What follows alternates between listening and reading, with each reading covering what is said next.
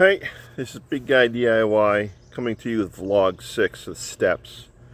At the end of the video, I'll explain and show you a close-up of what I did with the steps.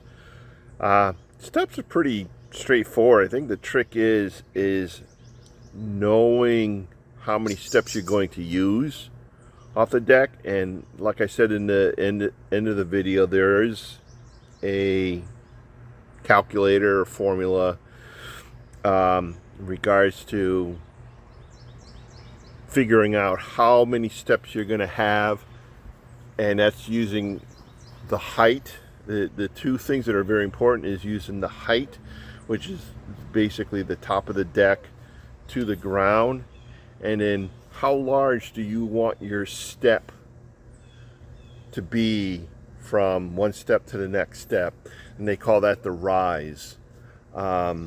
So those are the two important numbers. The calculator online will put in, I think, 7 inches, which is pretty much the average. When you're calculating the rise, the top of the step or the top of the tread is part of that calculation. So when they say 7 inches, that's your cutout. Say if you're already buying the pre-made steps, the cutout will be like 6 3/4, but when you put a tread on there, you're going to lose 1.5 inches because the tread is rising or is thicker. But then when you put the next tread up, that balances it out. So it really technically holds the same number all the way up. And like I said at the end of the video, there's 2 ways of setting your steps up depending on how far you want them to come out and how high you want your rise to be for each step. We chose not to go level with it because, one, with the little children at the home currently, we didn't want them falling off the step and then falling into the fire pit area. So it would have been a little too close. So we chose to have the first step off the deck versus the first step level with the deck. But it's pretty straightforward. Once you get your supports in, I think the one thing that's important is when you're putting your treads in, is try to get as much tread in as possible without cutting them as narrow, just to stay within the board. And you'll see that I notched them, and that was intentional. So I'm technically using the full width of a 2x6, two 2x6s to create the tread, so it holds a larger foot, more supportive versus having a much thinner tread in all. But it came out good. I sanded all the corners and rounded the edges a little on the treads, the leading edge going down to the next step, using a sander at 60 grit. So it's a nice rounded edge. So next, after this, you'll see my time lapse of installing the steps, and while I'm installing the steps, the owner is also doing the landscaping around the steps at the same time. So it was quite interesting. But it came out great, and the first test was me walking on it because of my weight, but no flex, so that's a beautiful thing. So enjoy the vlog 6.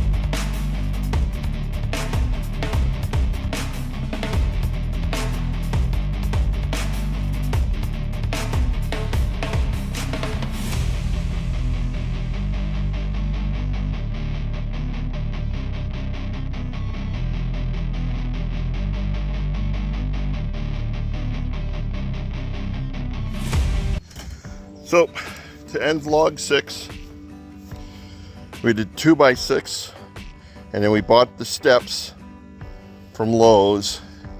We bought a 5-step because we weren't sure if we were going to do a 5-step or a 4-step. But when you're doing stairs, there is a calculator online you can use. You can Google it. Basically, you want to know what the height you want and how far you want to go out and how high you want the step, which is what they call the rise. So this is your rise right here. So most rises are 6 to 7 inches. That's from the top of your tread to the top of the step. All right, so this is your rise. This is your tread or your step. And there was 2 ways of doing this stairs. We could either come off the deck with your first step being level, coming out here and being level, and then dropping down. But with that setup, it would have put us out further, which we didn't want to go out too much further because of the proximity to the wall itself. We wanted the thing in a little tighter. So our first step drops 6 3/4, and then we're 6 3/4 on each step. We chose 2x6s because you don't need as many supports underneath it. But what I did different with these is the first 2 I put on, this is the has been cut, or no, this one's been cut. First one is its full width. This one here I trimmed off, so I only have a 1/2 inch overhang. What I did for the others, I did the reverse. I cut in so the full step went underneath, and this outside is a full width 2x6. This way, when a person with a large foot steps on here, even if they step in further in, they still have an extra 1/2 inch of tread supporting the foot. Here's another example. Notching it. That was the word I was trying to say. So the inner board is notched into the step, and then the out one is a full board, so there was no trimming on the outside edge. So stand back a little here. So there are steps, and then the owner did all the landscaping right after I finished all the steps. We did use brackets, step brackets to hold it in. Those are screwed in. We didn't do nails. So I got the screws here, and then I got the screw coming in underneath the bottom as well, just holding this step. So now, I guess that's it for railings. I guess I'll do a vlog 7 for railings. So this is Big Guy signing off for this one, for vlog 6 on the steps. Any questions or comments, put them down below in the comment section. If I have anything in regards to tools I used on this, I'll put that in the description. Other than that, this is Big Guy DIY signing off. Give me a thumbs up, and don't forget to subscribe. Thanks. Have a good one.